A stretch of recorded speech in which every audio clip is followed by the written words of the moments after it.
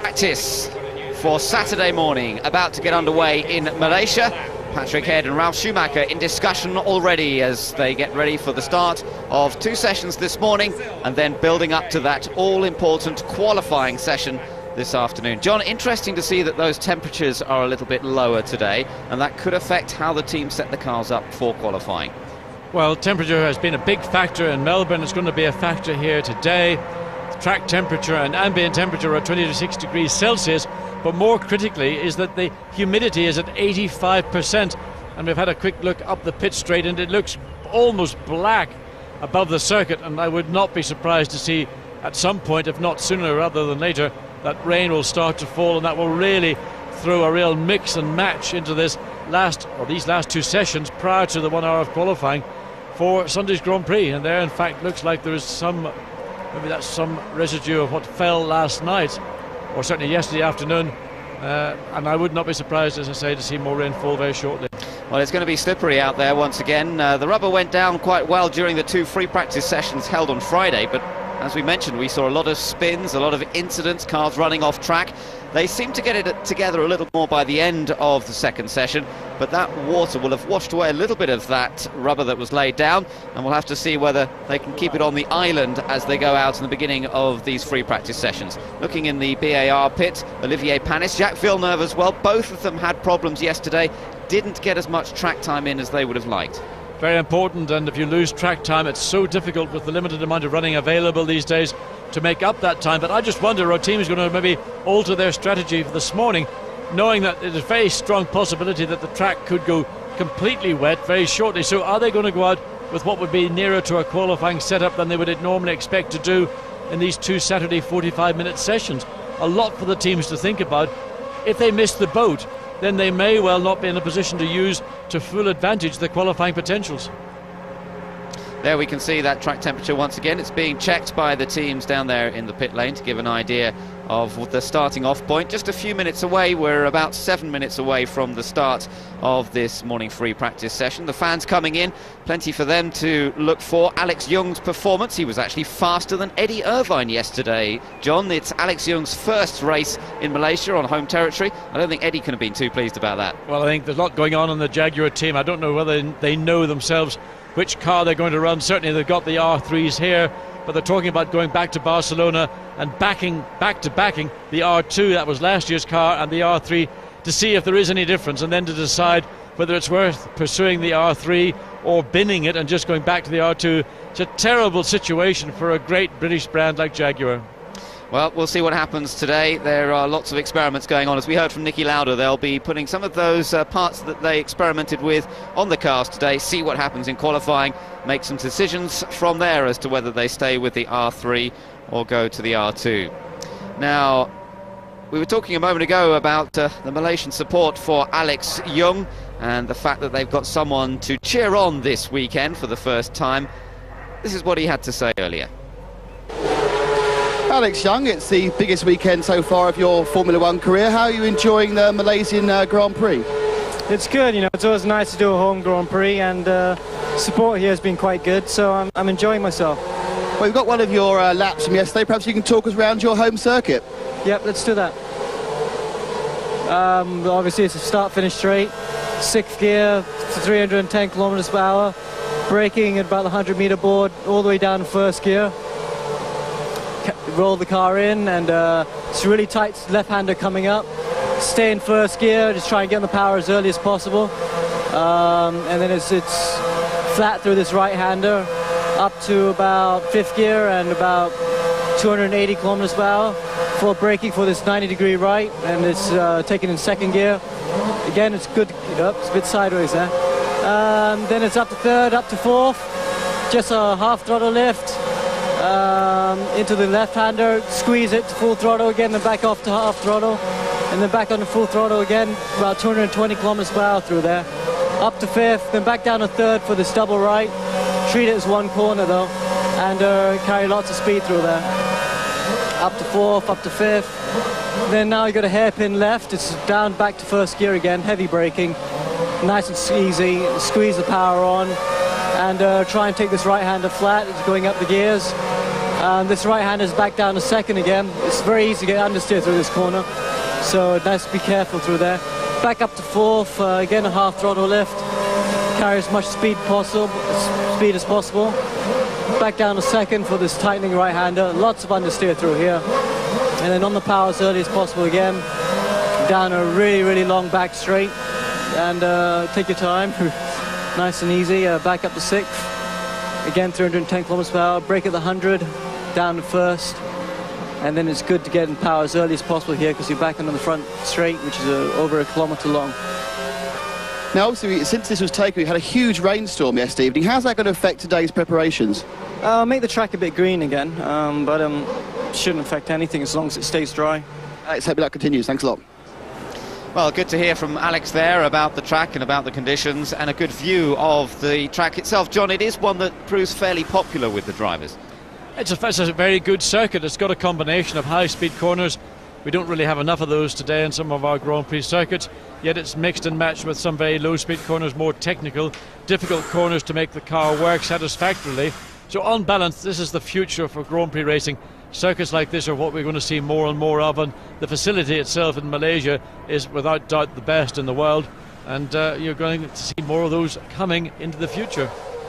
A rather smoky looking engine there, but don't worry about that. That's just oil burning off the exhaust pipes as they fire the engines up in the Arrows pit. Now, the Arrows were running pretty well, particularly in the first of the free practice sessions yesterday. Unfortunately, Bernoldi went off in the second one. Frentzen had a pretty good day, was reasonably happy with things, ended up 13th fastest.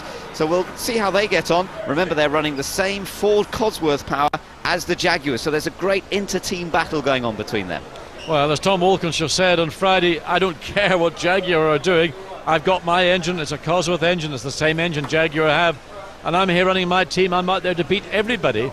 And because I've got the same engine as Jaguar, well, you know, if they've got a problem, that's their problem.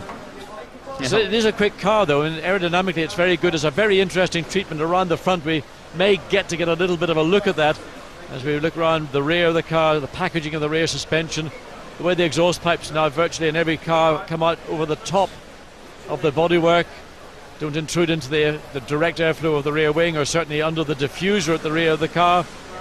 And as we come forward, we can get a little bit of a glimpse of the whole cockpits around these very, very high sides, which are now mandatory. And of course, every chassis has got to go through a very strict crash test to ensure that the car is not just one off. Every chassis has got to be homologated, of course, because teams have not been always quite as upfront as they should have been in the past. Now, looking at David Coulthard here, ended up second fastest. Just to remind you, the McLarens were first and second fastest in the free practice on Friday, but we can't draw too many conclusions from that. As ever, free practice on Friday, the teams run different fuel loads, they're experimenting with different things. It's very difficult for us to get a good opportunity to see how fast they will be in qualifying. Nonetheless, McLarens were promising, Kimi Räikkönen fastest, and this man, Nick Heidfeld, was also up there throughout most of the day, dropped down to 10th fastest at the end, but they seem to have the Sauber running quickly. Well, what seemed to happen in that second hour on Friday was that the Bridgestone tired cars, which had been strong in the first hour, were being eclipsed by the Michelin runners in the second hour. But what we don't know is how much fuel the Michelin cars had on board. And the little reports that I've been able to get back from Malaysia is that maybe McLaren were running on a fairly low fuel load to get those two quickest times and put them ahead of the first of the Bridgestone cars, which was Michael Schumacher. But the thing I think with Heidfeld that was outstanding was he was confident in the car on a very slippery circuit, and he was able to throw the car around, whereas other drivers you could see were being very careful, very apprehensive in how they opened the throttle and how they turned the steering wheel. Yes, and we got some great onboard shots, and I'm sure we'll be getting more of that today. We'll get plenty of views of how the drivers are getting on. Inside the Ferrari pit at the moment, unique access here on our F1 digital channel, and looking at a little bit of organising just going on. We're just about ready for the start of this first 45-minute free practice session. Track a little bit slippery, as we've already seen. Some damp patches out there, so they're going to have to take things just a little bit carefully as they come out on track. Now, Mark Webber is the first out onto the track, as he was yesterday, John, but unfortunately, despite always being the first man out there, he only managed 6 laps. Yeah, first of all he got caught in a spin which was caused by a downshift problem in the gearbox, and then he had another mechanical problem which saw him out for the rest of the day.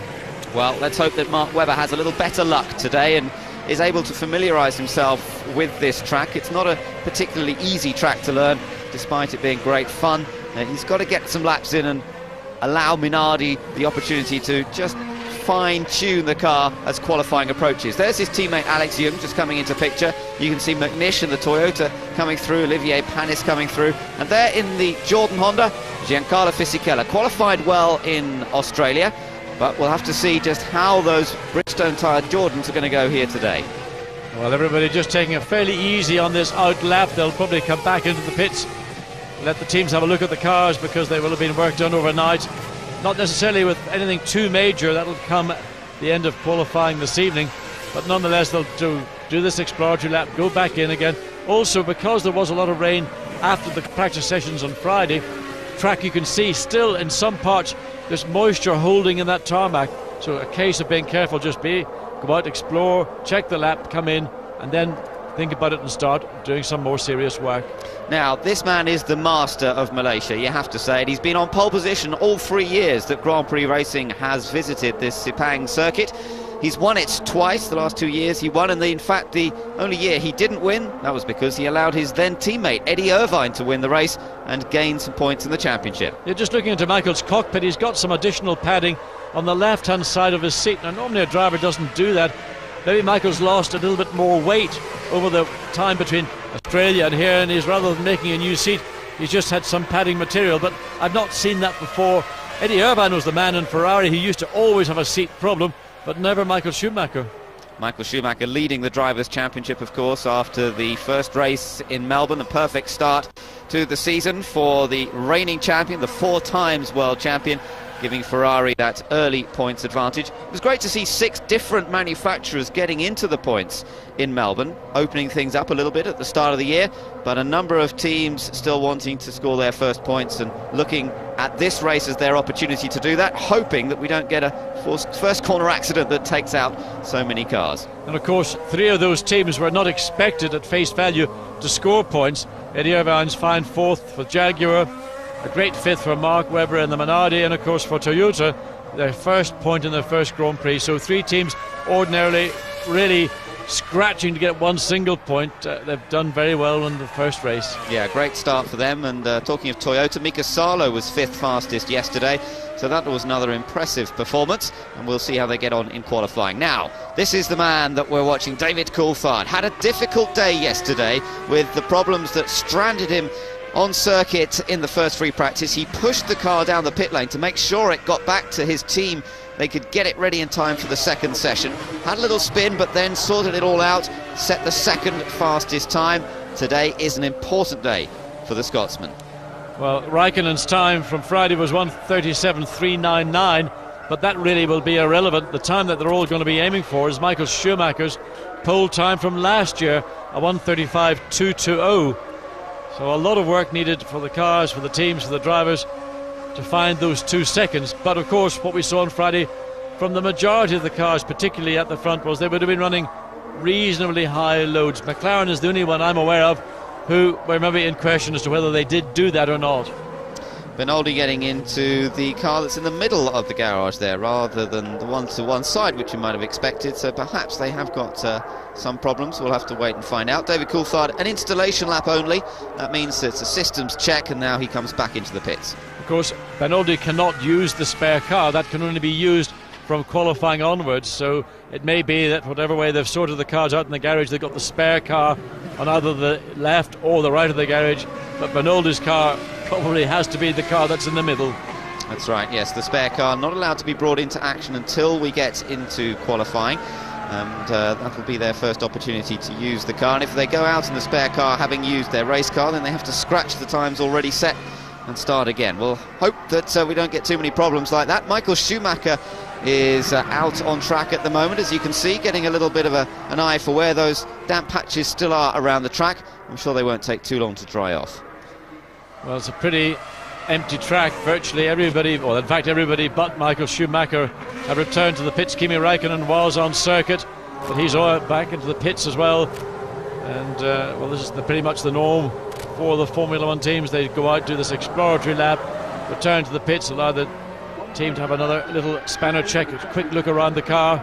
It also allows the driver just to regather his thoughts, to learn what the circuit is like just from a visual point of view. He'll not really get a lot of idea about the ultimate level of grip at this point, because they will not be running at anywhere near a speed that to match the times of Friday or get anywhere near potential qualifying times. Important day for Ferrari today. They have the opportunity to take their 150th pole position in World Championship history. Michael just brings the car back in. That qualifying session could give Michael a chance to score yet another record, if you like. Well, it's either him or Rubens Barrichello. Barrichello, of course, had that pole position in Melbourne, and he worked hard to get it, and Michael was not entirely happy about it.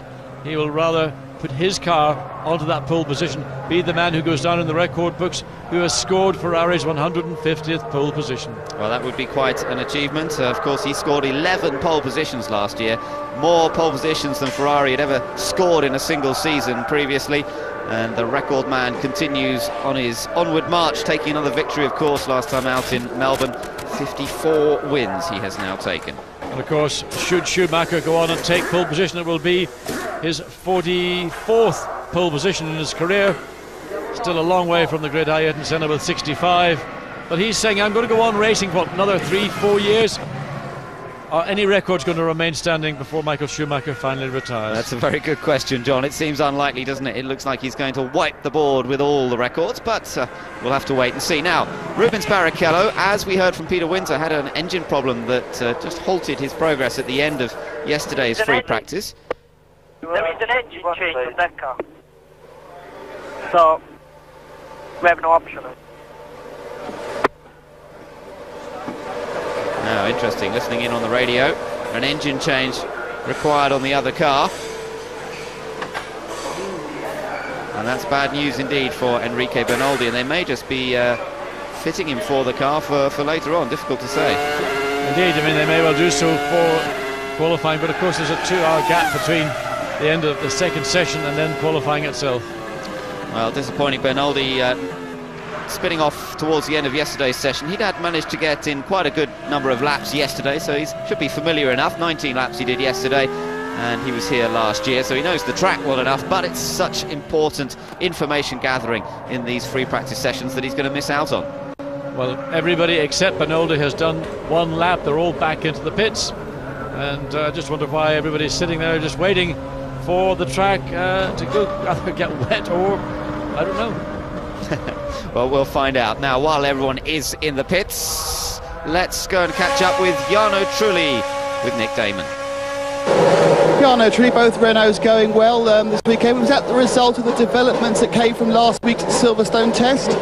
Yes, of course. We got also some new bits on the car, new floor, new engine spec, new rear suspension. So, I mean, the team is working really hard, and I'm really pleased. And you know, also the first race was going very well and motivated everybody. Obviously, again, we had some big rain overnight. How's that affected the track? You've been out for your sighting lap? Well, we have to wait a little bit at the moment because the track is still a bit damp. So probably we'll take 20 minutes and then we will go for it. Jarno, thanks a lot. So Jarno Trulli, Jenson Button, the two drivers for Renault, and Jenson was looking reasonably confident as well, as we saw earlier on in the programme. Certainly Renault in much better shape than Benetton were, as they were last year. Flavio Briatore making the point yesterday that, of course, it's the first year for Renault as a manufacturer, totally building its own car and engine. Although, John, it's a little bit of a moot point. You can't really say that it's Renault's first year in the same way that it's Toyota's first year. I think that Flavio was being a little bit, let's say, fine in his description of what a new team is. Toyota is a 100% brand new team in every sense. Renault, of course, is a team that's grown out of Benetton, and okay, it's a new car, it's a revised engine, and everything is now painted in Renault colours. I have to think that really Toyota is the only really new team here. But interesting, one car back out on circuit, and in fact, you know, although I'm thinking it's going to rain, the weather it's trying to break through with some sunshine. And part of the reason why people maybe are in fact hanging back and not going on track at this point is they don't want to use up the 7 sets of tyres which they now have for the rest of the weekend. They're going to have to use those for these two 45-minute sessions for qualifying, and ideally they'll run through a minimum of 3 probably 4 sets of tyres for qualifying, and then they've got the 56 lap Grand Prix as well as morning warm-up. It is an abrasive surface. They don't want to use tyres unnecessarily, and if they consider the track not worth going out on because it's not probably up to speed, well, maybe those are the reasons why people are reluctant to go out right now, and they're going to wait, as R02 said, 15, maybe 20 minutes, and then go out and take the back part of this first session. Only 2 cars out there at the moment, Mark Webber and Alex Young, so let's take advantage of this relatively quiet time to go talk to Gary Anderson. Nick Damon's caught up with him. Gary Anderson, it was a strange day yesterday. Looking at the timesheets in the morning, Bridgestones were tyres to have, and the afternoon, like Michelin were. How do you see it as a Bridgestone runner? Well, it's difficult because I think on Fridays some people concentrate in the race for quite a long time, so I'm sure that's where the Michelin's were down the back a bit for a while, and then when they unload some fuel and put new tyres on, they can get their lap times up to be competitive. It's just Fridays are just about doing a bit of a test programme, to be honest. It's really today that counts. Now, obviously, we had an absolutely massive rain shower last night. How's that going to affect the track surface today? Are we going back to square one? Well, I don't think you ever go back to square one, but it does. It washes the track a lot, takes a lot of the rubber off it, so that'll have to sort of get built up again. But the track hasn't been bad really from the beginning, so I don't think it makes too big a difference. It's a bit more aggressive on the tyres initially. Okay, thanks a lot. Good luck. So Gary Anderson in charge of the Jordan team in terms of the technical side, but there have been some technical changes at Jordan. They've confirmed that Henri Durand is joining as development research engineer, particularly with regard to aerodynamics. He was working in that field at Prost. So the questions continue about Egbel Hamadi and whether he has a position at Jordan or not. I think it's a question of watch this space, but the word that I'm getting is it's a matter of negotiation to conclude a contract, and that's the rumour in the pit lane and certainly the rumour going around before this Grand Prix. But it certainly is an issue that Jordan would like to see done and dusted. Well, I'm sure we'll find out in the next few days or so. Now, Heinz-Harald Frentzen had a bit of an up and down day yesterday, but looking forward to the progress of that new Arrow chassis. We caught up with him. Nick Damon spoke to him earlier. Heinz-Harald, you must be very encouraged by the performance of the car yesterday. What's changed from Australia? Well, we made some few changes on the car. We just made a little bit of progress. We have learned a bit, and hopefully we're going to have a good session at the start of the season this year. How do you feel about these? It was a strange session yesterday with the Bridgestone tyres initially faster and the Michelin tyres quicker. Did you feel a difference on your car during the session? Well, certainly the track conditions at the beginning was quite green, and the Bridgestone tyres, they are very strong in these circumstances. And well, the tyres performed very well. I think the Michelin cars needed a little bit more time really to adapt to the circumstances, and at the end they look to be there. Yeah. Heinz, good luck qualifying. Thanks a lot. Out on track at the moment, Eddie Irvine in the Jaguar, and he struggled a bit yesterday, but certainly at the moment he's got to try and get some laps in, John, and they've just got to try and work out how, if they can make some progress with this car. Well, I think they're going to be in real difficulties because they've just got a car, they don't know which direction to go. They talk about aerodynamics on the one hand, now it's about suspension components. Niki Lauda's alluding to maybe the torsional rigidity of the chassis is not up to the spec that they had expected, and all they can do is just try and get these cars off the grid as far as possible. They showed reliability, certainly Irvine's run in Melbourne netted him a 4th place, and all they can hope for is another high attrition rate, and that the two Jaguars can run reliably and maybe pick up maybe a single point, and then really get back to Europe and make the decision as to whether they're going to persevere with the R3 or take a really retrograde decision on one hand, go back to last year's car and admit they've got it so badly wrong with this year's car. I mean, that's an awful situation for the company to be in. It is a very difficult situation, but that's something Niki Lauda's going to have to cope with over the coming week or so, whether they do go back to the R2. He said it, even if they do, it's unlikely to be a permanent decision. They might have to go back to it for a while. They've got their wind tunnel opening up pretty soon. It's all being calibrated at the moment, the wind tunnel in Bicester, but they haven't actually got in there yet. No, and it's an interesting story, this wind tunnel, because really since the team was instigated, and that's back in the days of Jackie Stewart when it was Stewart Grand Prix, they really never had a wind tunnel. So we have to find what they're going to do with this new wind tunnel in Bicester. But interestingly, they had an option with TWR and Tom Walkinshaw to use their wind tunnel in Bedford. And from what I understand about the various wind tunnels throughout the United Kingdom, that wind tunnel was actually not a bad wind tunnel. The one that they're going to use in Bicester is virtually a new tunnel in creation with Reynard, but it's a different style. The way that the air flows through the tunnel is not a recirculating air tunnel, but the air comes in one end and is expelled the other end. And according to my sources, recirculating air wind tunnels are actually better, they're more consistent than ones that take the air in and expel it at the other end. Well, there you go. Technology of wind tunnels, let alone of the cars themselves, can make a huge difference.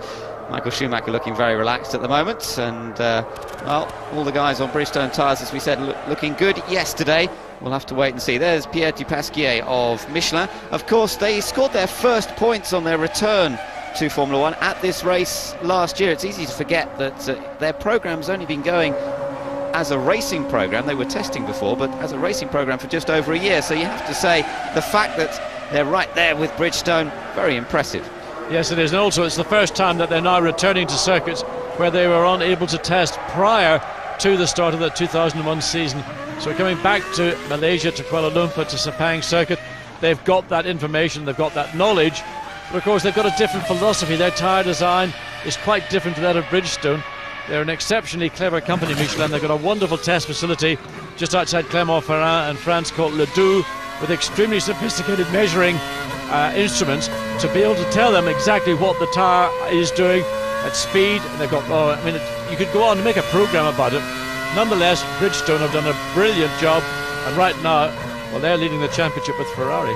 They are indeed, although Ferrari, that one that won the race, was the only car using Bridgestone tyres, but it's still an ideal start to the season for Bridgestone and for Ferrari.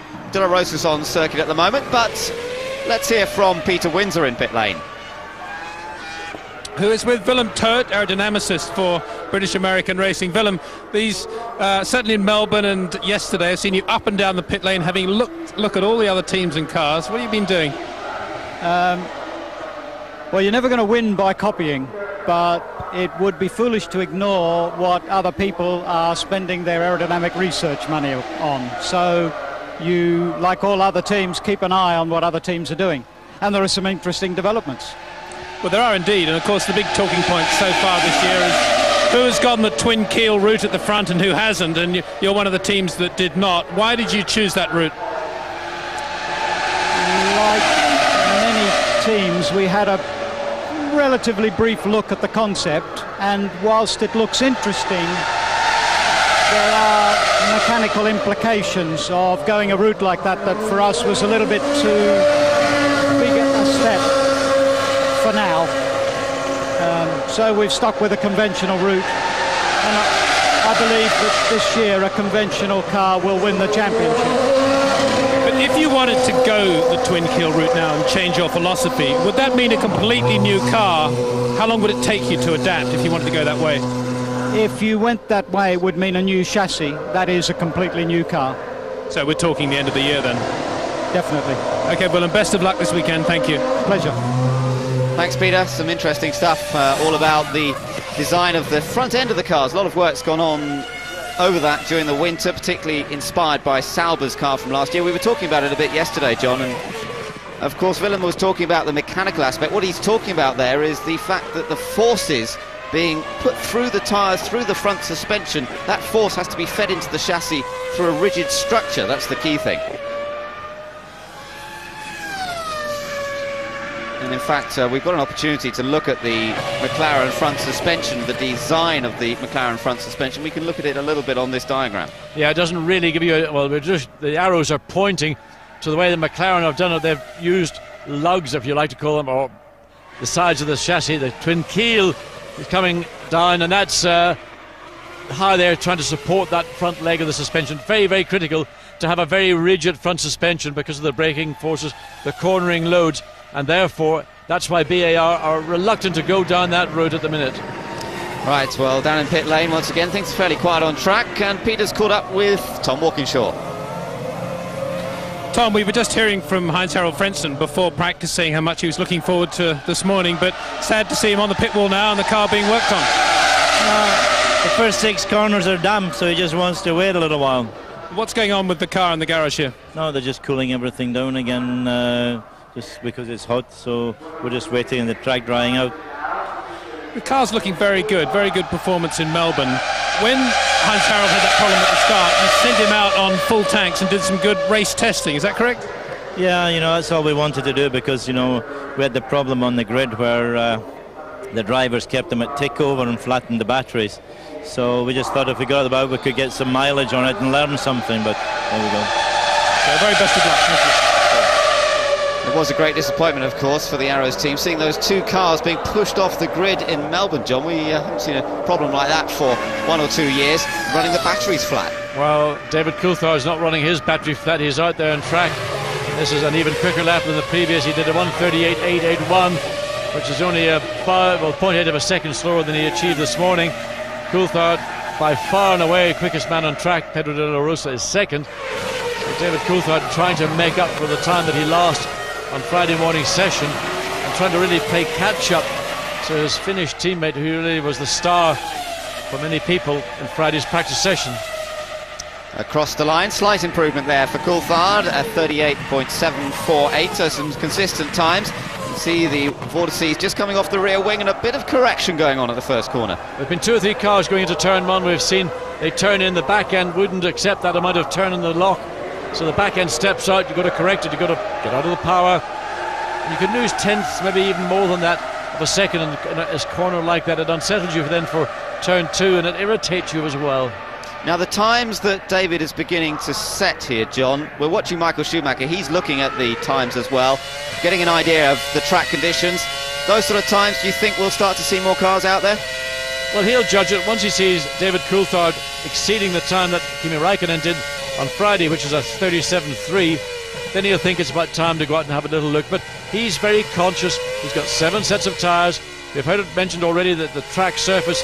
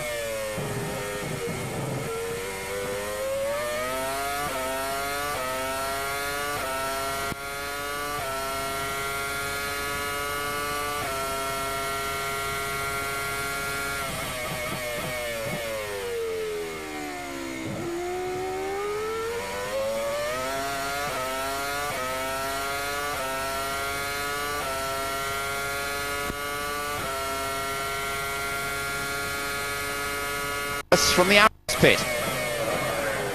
I have indeed, Ben. Yes, I was a bit bemused when I spoke to Tom Walkinshaw then, because it looked to me, as I think it looks to you, as if there's quite a lot of work going on the Frentzen car there. And he said that there was no problem and they were just cooling it down.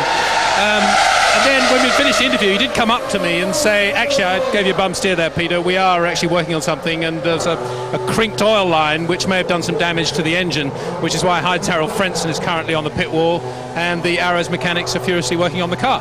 Right, thank you very much, Peter. Slightly different information from Tom, but let's hope they get that sorted out as quickly as possible.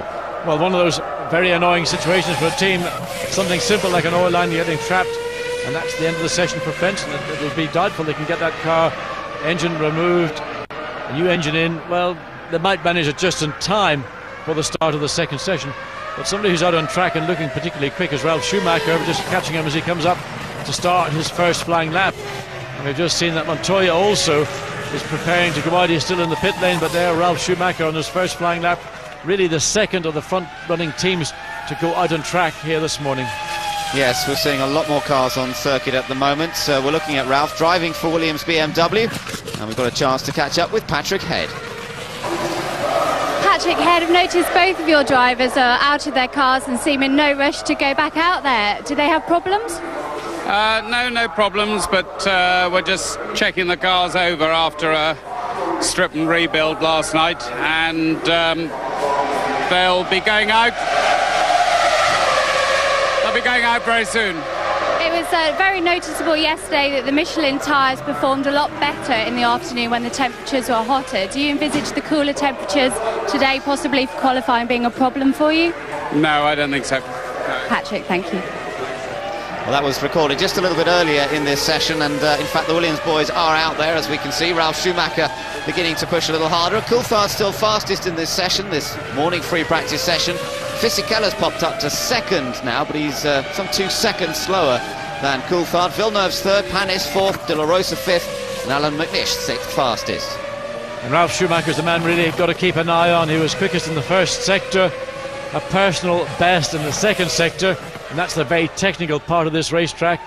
Coming up to cross the line to conclude the third sector, and he goes quickest, 1:38.3 immediately, first flying lap, and he's 0.4 of a second faster than David Coulthard, and that's pretty ominous to me. Yeah, Montoya's now ready to come out on track. Raikkonen is going quickly. He's just put in a couple of fast sector times as well. So down in 12th place currently. There he is, the young Finn who was a star yesterday, throwing that McLaren Mercedes around as if he's been driving it for years rather than just going into his second Grand Prix event for the team. And let's see what he can do on this lap. I don't know if it's going to be quite enough to beat the time that's just been set by Ralf Schumacher, but it's going to be close. Well, Ralf Schumacher still pushing out on track, not as quick through that first sector in terms of time, but quickest in terms of speed. As Kimi Raikkonen now up to third place. And Kimi Raikkonen really making a very, very big dent into the McLaren team in terms of his position, and really looking to make himself, create that position for himself to be the person in the team that the team will really unconsciously think is the number one driver. And that's an awful thing to say after only one Grand Prix. We're only into the practice of the second one, but you know, the signals are coming out loud and clear that Raikkonen is going to be very, very strong indeed all season for McLaren Mercedes. Yeah, it's going to be some tough inter-team rivalry there between those two. As meanwhile, we're riding on board with Jenson Button into his third season now of Formula One, and a season where he wants to re-establish himself as one of the top names in Grand Prix racing, and perhaps this year he really does have the car to be able to allow him to do that. It's looking much quicker than last year's machine, and let's just watch him. He's coming through the final corner here. This isn't going to be enough to challenge Ralf Schumacher, but a good lap nonetheless from Jenson Button. This moves him up to second place. So there you go, puts him ahead of both McLarens. But more significantly, that's 1.2 seconds faster than he was on Friday, so a big improvement from the Renault team, and Jenson Button will be delighted to see himself up at the right end of the grid rather than the bottom where he was pretty much most of last year. Well, the track, despite that rain shower yesterday and a bit of dampness this morning, is quicker today by the looks of things than yesterday, and we've always seen that in Malaysia in the past. It's often about 2 seconds a lap faster on the second day once the rubber has gone down and it's been cleaned up, and then we'll probably see, even from the end of today's session, as much as another second gain in qualifying itself. Well, there's the kind of performance, the kind of confidence we saw in Button's first season in Formula One. We didn't see it last year. Still continuing to improve, personal best in that first sector. We're waiting to see what comes up in the second sector. That's the one where a lot of people had a lot of problems on Friday's practice session, a lot of mistakes made. Button continuing to improve, and in fact he's 0.246 up on Ralf Schumacher's provisional time, and that was the fastest of anybody so far. Look, again, the car looks very strong, Button's looking strong. You know, you give a driver a sense of confidence, it's amazing what it will do. Forget money, just confidence, and the performances will come. Yes, and Jensen has really reset himself, if you like, over the winter to a challenge and to really put in a big effort. He's put a lot of effort into the training, also between Australia and this race in Malaysia. This is a good lap from Jensen, but let me just tell you that Montoya is also going quickly at this point. Jensen Button not quite going fastest. He remains second fastest at this point, 38.553, and here is Montoya, but he's going quickly. Juan Pablo Montoya out to prove that he's the quickest driver in a Williams, and what is very notable at oh dear me, does he take liberties? Well, he redefines what you can do with a Grand Prix car. I think even Michael Schumacher, who's now coming out, decided, I think it's time for me to join in this party. And really, it is only Ferrari and the Bridgestones that's going to challenge the two leading Michelin teams, McLaren and Williams. And I think the team have decided, okay, they've had their moment of glory, it's time to go out and show them who the real masters of Formula One are. Interesting situation here. Let's just watch Montoya cross the line. Yes, it's faster than Schumacher. Okay, P1, purple sectors 1 and 2. Purple sectors 1 and 2, 110, no, 200 off in sector 3. Information from the pits immediately to him, and he's still pushing hard here, as we can see. And when they say purple sectors, by the way, that means that the purple numbers are coming up on the data channel. You can have a look for yourself on our interactive. And the purple colouring means you're fastest on that segment. You can see on the timing and scoring screen, the purples right at the top indicate the fastest segment times. Montoya, Moy, has set a number of those on that last lap, and that means that this man has now gone to the top of the timesheet. Well, he just went through that first sector. It was a time, it wasn't particularly quick by the standard of that he set just one lap ago, but Montoya still pushing hard into the second sector, waiting for the time to come up to see whether he picked up any time or not. He may have lost a few tenths of seconds when Michael Schumacher was on track. Michael got out of his way, but nonetheless it is a distraction. But nothing particularly spectacular on this lap from Montoya. Now we're looking at Japanese driver Takuma Sato. What's he been up to? Been running a bit wide, has he? Yes, just a little bit, we could say. Front wheel bouncing in the air, but he got it back on again. Well, he had a fistful of understeer. He was slightly wide on the exit. The car picked up the dirty line. You could see the amount of lock he had on, and he just let the car run out wide. Well, he in fact didn't let it. The car chose to do it itself. Now we're watching on board with Montoya as he leans his head in to go around that final corner, turn 15. G-force is there, not as high, but it is a long corner. And 37.804 his time from a previous lap. He's a little slower that time round with a 39.988. Rubens Barrichello on track, Bridgestone tyres on board his Ferrari. Let's see what they can do. Oh, Rubens, that was a big wobble for you. And again, coming through that turn 7, the car looking very twitchy indeed. Yes, it's his first real push under the conditions that we see here this morning. So we'll see whether he manages to match some of those sector times. He's got a car in front of him as well. That's Alex Young, who's just ahead of him on the road. And I'm not sure whether Barrichello will be able to do that much on this lap. Interesting, John, from the point of view when we look at McLaren and Williams, both of them going well at this point. Great inter-team rivalry at both McLaren and Williams this year. Coulthard versus Raikkonen, Schumacher, Ralf, that is, versus Montoya. Here at Ferrari, Rubens Barrichello and Michael Schumacher, not the same inter-team rivalry at all. It's very much established that Michael's number one.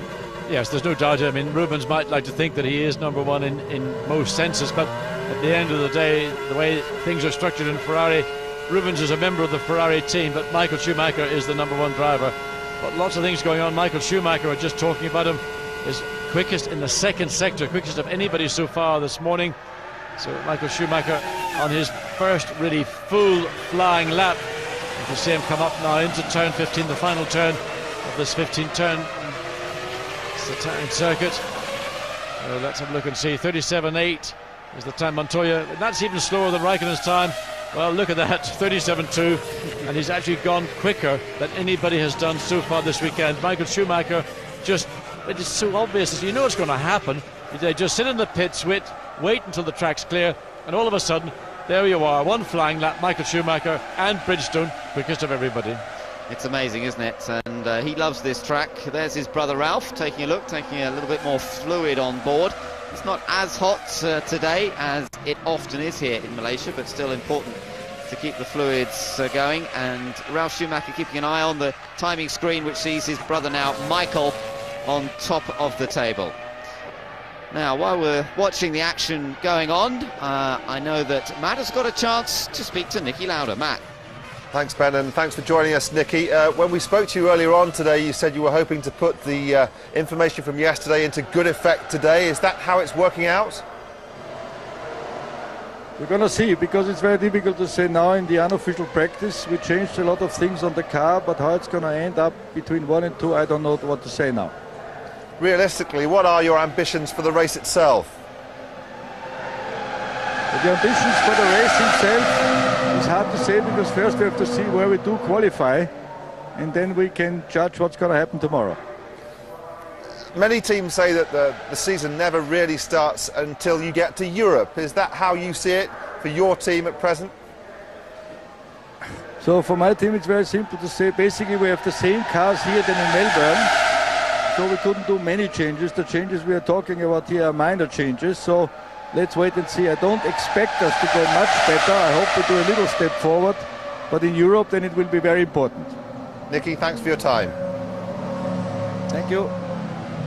Well, thanks to Matt, thanks to Niki Lauda. We know that they're struggling, but they've just got to apply themselves and see where they end up today.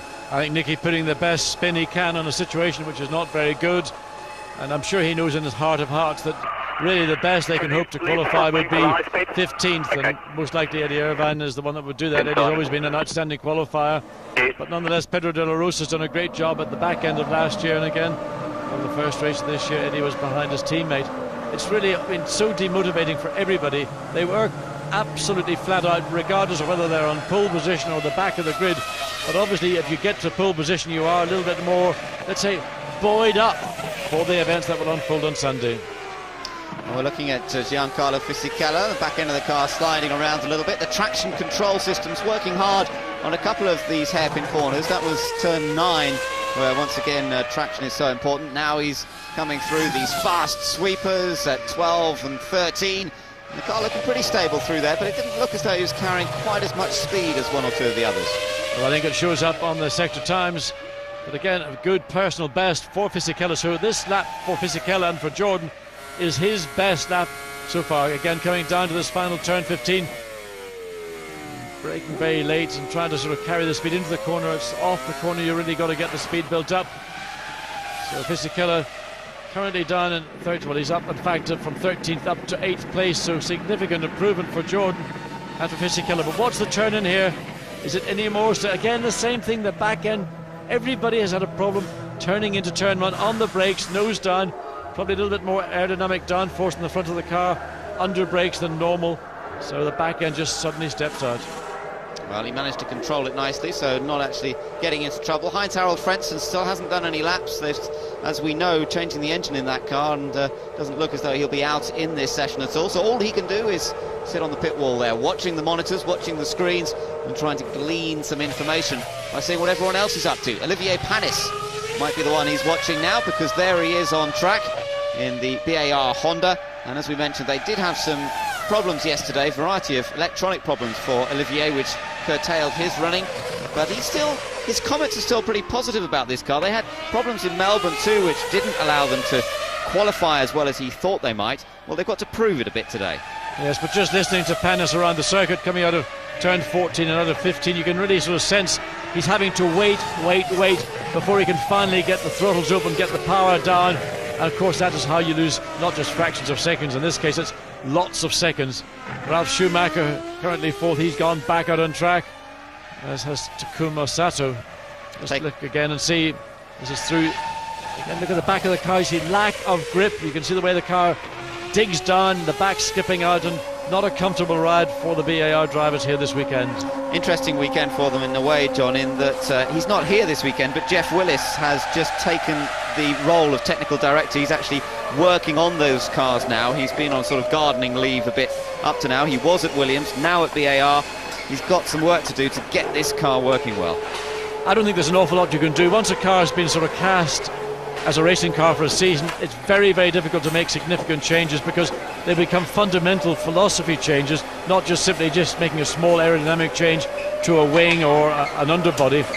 And really what Jeff Willis will be doing is, okay, having a look at the car, getting an idea of what this car is doing, but planning forward to 2003 and coming up with something which is going to take this team forward, particularly because there's a battle going on between the two Honda teams, that is BAR and Jordan, and they are looking to be the more successful of the two teams, because ultimately it is believed Honda may decide just to go with a solus team, be it BAR or be it Jordan, but that is a really tough battle within the battle generally within Formula One.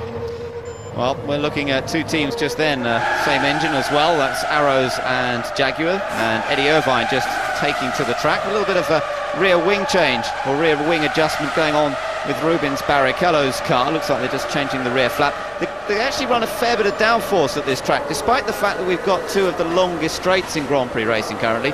They actually do load quite a lot of downforce on these cars. Well, that's the quickest way around this racetrack. I mean, you've got a quite long straight, you've got two of them parallel in fact, but the quickest way around this racetrack is to get the maximum speed through the 15 corners. So you do sacrifice speed. Come the race, you'll see a slightly different approach, because it is on those two straights that it is possible to do an overtaking manoeuvre, particularly into turn 1, and if you're brave and you get a good exit out of turn 14 into turn 15. So everybody will strip off some downforce, but it's all done by degrees, very fine tuning. That will be done basically on Friday running, although that was slightly upset by the track conditions. Some of it will be continuing right now, but this session due to end in just 3 minutes, a half-hour break, and then it's back out for that final 45 minutes, and that's when we will really see the hand of everybody, not just the one or two currently we're looking at.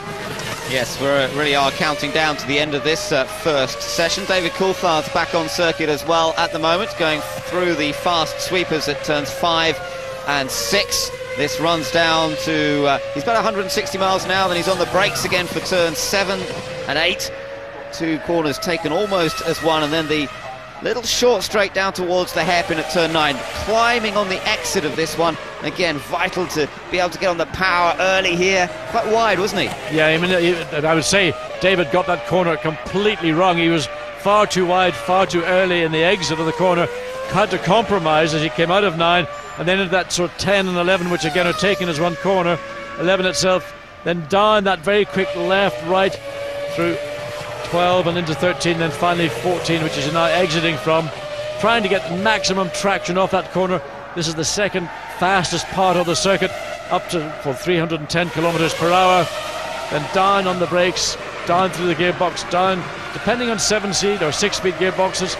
Again, a strange, well, maybe the camera angle made it look slightly stranger than it was, but of course not a particularly quick lap for David Coulthard. You can see 140.7, and I suspect it was because it all appeared to go wrong three-quarter way around the lap. Again, the vortices coming off the rear wing, the little shapes are coming off, the water vapour, and the humidity higher today, so that's why we're seeing a little bit more of that. Ralf Schumacher quickest in speed in first sector, but not in time. Personal best in second sector. He's now coming out of fourth, coming through this 1 minute. So really, really quick. You see the back of a car. Those that are working, that I'd say that turn through 12 and 13 really, really illustrates the cars that have got good spring damping control, and those that are sloppy and loose. Well, Michael Schumacher all set to come out in the dying minute of this free practice session. There's brother Ralph working a bit at the steering again, trying to keep the thing under control, turning into turn 15, the last corner. We saw him have a spin there yesterday. He kept it under control this time, and a 38.435. That's about a tenth of a second slower than his best today. Well, Jenson Button's also out on track, and as we just say it there, we pick him up. In fact, he's gone quickest of everybody in that second sector. Benetton have really got this car working on the most critical part of the racetrack.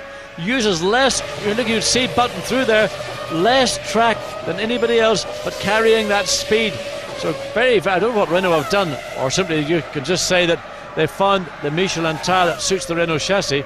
But certainly Jenson Button is absolutely alive this morning. That's great to see, yes. And that middle sector that he's so fast on is really a sector that responds to good aerodynamic downforce on the car, and that's great to see that they've got a car that's working in those fast corners. He goes third fastest. Good effort that from Jenson Button, and a 37.829, about 0.6 of a second off Michael Schumacher's best, but he's only a couple of hundredths slower than Montoya's best. And team boss Flavio Briatore will be pretty happy about that. And that's just under 2 seconds faster than Button's time on Friday, as we see the checkered flag out to bring this session to a conclusion. Just looking at Kimi Raikkonen, though, he's on a fast one here. That middle sector for him that Jenson had the fastest time. Well, this man, Kimi Raikkonen, has just eclipsed that, so he's on a very quick run. Yeah, but he had a poor exit out of that corner. He overran on the exit. He got too wide too early. But let's see if he picked up that momentum again as he comes up into that final turn 15. A long corner. People tend to hug it. Some try to make it more of an apex on it. Raikkonen accelerates out 37.2. Well, 37.6, but it puts him second quickest, so he'll not be too dissatisfied. No, that puts him ahead of Montoya now. So we've got Michael Schumacher fastest, Raikkonen second, Montoya third, Button fourth, Barrichello, who you're looking at now on a quick lap, fifth fastest, and he looks to be improving his personal best at this stage. Looking at the sector time, he's got green figures showing. Green indicates a personal best, so this could move him up a little bit. I don't think it's going to be enough to match his teammate Michael Schumacher, but it could get him close. Let's see what it is as he crosses the line. Well, it does. It eclipses Michael Schumacher. Very fast final sector. Purple on the last sector. Excellent performance that from Rubens Barrichello. And also the only man and the first man to get into the 1 minute 36s. So we're now beginning to see a little taste of what will come in just over half an hour when the cars then go back out on track for that final 45-minute session. To me, the most critical session almost of the weekend, because it will determine what teams are going to choose in terms of tyres and choose in terms of strategy for the Grand Prix. As we mentioned earlier on, the pole position time here last year for Michael Schumacher, 35.220. That's a 1 minute 35.220. Each year that they've come to Malaysia, the pole time's improved by about 2 seconds, almost exactly. Well, they're already down in the 36s. They're likely to go a fair bit quicker than that by the end of the next session. We're going to see some more improvements, I'm sure, in times. Well, Michael Schumacher on his in-lap is giving it absolute maximum. You could see it coming through 12 and 13, how loaded up the rear his Ferrari was. And of course he'll peel off now as he comes down into turn 15 and go into the pit lane. But again, just further information for Ferrari. They'll learn a little bit every time Michael Schumacher comes out and completes a lap. Yeah, but a good effort from Ferrari there. They have ended up this session first and second, with Barrichello ahead of Michael Raikkonen, then Montoya, Button, Ralf Schumacher, David Coulthard seventh ahead of Fisichella, Massa and Nick Heidfeld rounding out the top 10. So both Saubers in that top 10 again, and showing that consistency of performance as we're just riding on board with Rubens Barrichello for a moment, and Michael has a little bit of a chance to see how that launch control is working. Well, I think it's working reasonably well as everybody now files their way into the pit lane, and the 30 minutes between these two sessions just goes so quickly. They'll have a chance to talk about what they did on their last run, think about what they want to do now for this final 45 minutes. One thing is clear, they will have the car towards the end of that session in pretty much qualifying trim. Drivers want to go out and just assess what is near to what they can do in 2 hours time, and it'll be pretty exciting stuff, I think. It will. The comparison between teammates there, seeing Raikkonen ahead of Coulthard, but it's not the important session, and David knows that the time that it really counts is qualifying, and he's got a good head. He knows exactly what to do, when to put that really fast lap in, and that's what's going to count later on in qualifying. Let's run through the list then for you. Barrichello and Schumacher, Bridgestone tyres for their Ferraris, first and second in this free practice. The Michelin's next up with McLaren and Williams, and Renault getting in there. Jenson Button in fifth place, good effort from him. On down to David Coulthard in seventh. Then we're back on the Bridgestones again for Jordan of Giancarlo Fisichella, and the Saubers of Felipe Massa Slightly quicker than teammate Nick Heidfeld. Impressive that, because it's Massa's first time to the Malaysia track, and in fact he lost a bit of running at the end of yesterday with a spin. Enrique Bernoldi 11th ahead of Trulli in the second of the Renaults, Olivier Panis in the BAR, then Takuma Sato down in 14th ahead of Villeneuve, Mika Salo ahead of Pedro de la Rosa, McNish in 18th, Alex Young 19th, and again Eddie Irvine behind Alex Young in the Minardi. And once again, that is very, very worrying to see. Mark Webber ended up 21st, and the man who didn't record a time at all, of course, was Heinz-Harald Frentzen. Well, very frustrating for Frentzen to sit in the pit lane and see everybody make improvements, and he's now got to go through that process, and to lose so much of a session, 45 minutes in total, and know that your competitors, well, Frentzen certainly has got the speed, there's no question about that. The Arrows is a fast car. You'll have to borrow, beg or steal some of the information from Bernoldi's run. Bernoldi did a good job, 11th quickest one, 40.064, but Frentzen knows that's a car capable of going quicker than that, and he'll want to be somewhere maybe in the top, let's say top 6 to 8. Well, Jacques Villeneuve ended up 15th fastest in that session, and I do believe that Matt's got a chance to talk to him. Matt. Jacques, thanks for joining us. You're up to 15th from 17th yesterday. Is that enough of an improvement? I think up to 15th is a bad word. You should say we're slow as 15. That's probably a better word. We're not competitive. What's the problem, Jack? The car balance is acceptable. It's just we're not fast enough. We don't carry enough speed down the straights and through the corners. So there's no reason we should be quick around the lap. Is there light at the end of the tunnel at this race or in a couple of races' time? I think we'll have to wait until the changes in the team happen, because right now we're definitely not competitive enough. Just fill us in, Jacques, if you can, on the importance of the next session. Is this really the vital one as far as setup is concerned? Yeah, because we still have to, not only for setup, we still have to decide which tire to use for the rest of the weekend. All right, Jack, good luck with the next one and for the race itself. Thank you. So thanks to Jacques Villeneuve, and well, let's hope that they manage to find a bit more speed out of the BAR Honda, but he's obviously looking a little glum, and he always pretty much tells it as it is, doesn't he, John? He doesn't hide behind platitudes or about how good the car is. We're just looking at the classification there, and Barrichello, the star of the show in the free practice. Meanwhile, Peter Windsor's caught up with Peter Sauber in the pit lane. Peter, another encouraging morning in the life of the Sauber team. 2 cars in the top 10. Yes, in the moment, but I'm not happy with the performance in the moment. The time compared yesterday is not fast enough. I think they had some problems. Okay, well, obviously you know more about the setup of the car than we do from the outside, but nevertheless, it's quite encouraging that you're not happy to be in the top 10. Yes, in the moment we are in the top 10, but I'm sure, for example, Trulli will be faster. Button with the Renault was so fast in the morning. He was 2 seconds faster than Sauber. It's incredible. Yeah, but do you think he was running any fuel? No. Okay, well, everybody runs in the morning, I think, with 20 kilos. Okay, well, very best of luck for the second session. Thank you. Thanks very much, Peter, and we're now going to take a look back over the highlights of this morning's free practice session.